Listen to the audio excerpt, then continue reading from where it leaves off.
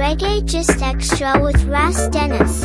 When I was just a little child. Bob Marley's upbringing with his parents, Cedella Booker and Norval Marley, inspired a lot of his music. The singer's parents met in St. Ann Parish, Jamaica, and got married on Friday, June 9, 1944, but the marriage was short-lived, and they split soon after Bob's birth. You might be tempted to ask if both parents ever got married. Well, you have to stay tuned for this continuation part of the true life story of the legend, Robert Nesta Marley.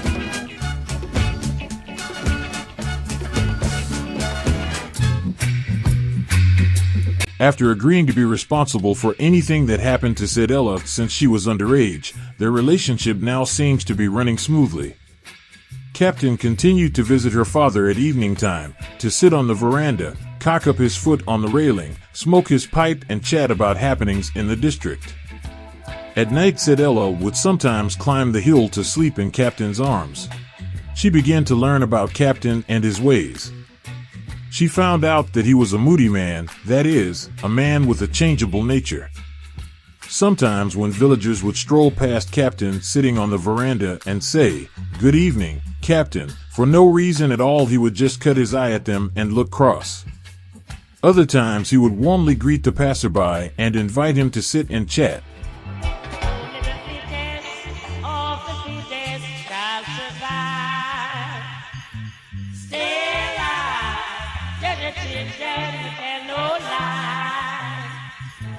She also learned that years ago Captain had gotten a maid pregnant who used to work for his mother. After she got pregnant, according to Captain, the maid became frightened and left the job to return to her home in the country. He said he eventually found out that she had borne him a daughter and named her Constance Marley. Years afterwards, when Bob was living with Cedella in Delaware, this same Constance sent Bob a letter. Bob read it and said to Cedella, "She say she me sister." And she named Constance. She replied, "Yes, your father told me about her." "Write her back." "Me can't write her back," Bob said. "Me no know what to write her." "Just write her." Cedella urged him. "Don't just put the letter down. Write her back." And he did. Years later, he even got to meet his sister Constance face to face when she paid him a visit in Jersey in the U.S. Shortly after Cedella got pregnant, Captain decided that because of his hernia he could no longer ride his horse and needed some other kind of work. He found a job as construction foreman for a bridge building firm in Kingston and announced that he was leaving the district.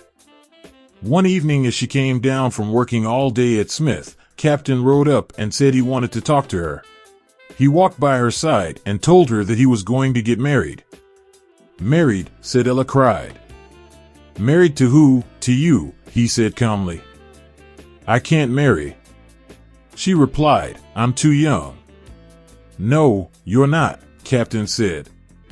"I'll talk to your father. You're carrying my child. I'm leaving for Kingston this weekend, and before I go, I want to marry you." True to his word, Captain spoke to her father and made the arrangements, and on Friday, June 9, 1944, a small group of family and friends gathered on veranda to witness the marriage between her and Captain. The wedding party celebrated by eating bread, for they had no wedding cake. During the time that she carried Bob, both corresponded regularly, but Captain came to see her only twice during those long months. Before he left, Captain scraped together every penny he had and gave it to Cedella's father to build a little house for her up on the hill. Right, Bob's used to be living over there. She soon moved into it to await the arrival of her baby. It was in this same house that Bob was raised and beside which he now sleeps the endless sleep in his tomb. As she went into labor on Sunday, February 4th, 1945, when the first cramps struck during daytime church service, she was on and off in labor the entire day and into the night. That night she learned the meaning of labor. And after hours of pain and suffering, she did manage one final, mighty push, and a beautiful baby boy with a straight nose came into the world the way all life begins, from the womb of a suffering woman. Sedella's father telegraphed Captain with the news, and a few days later he came to shower his newborn son with love and kisses. He held him in his arms and walked the floor proudly and told Sedella that he would name him Nestor Robert Marley, the middle name being his younger brother's name. Of course, Omiria Malcolm's heart brimmed with joy over the birth of his first grandson, but Captain's family did not share his feeling.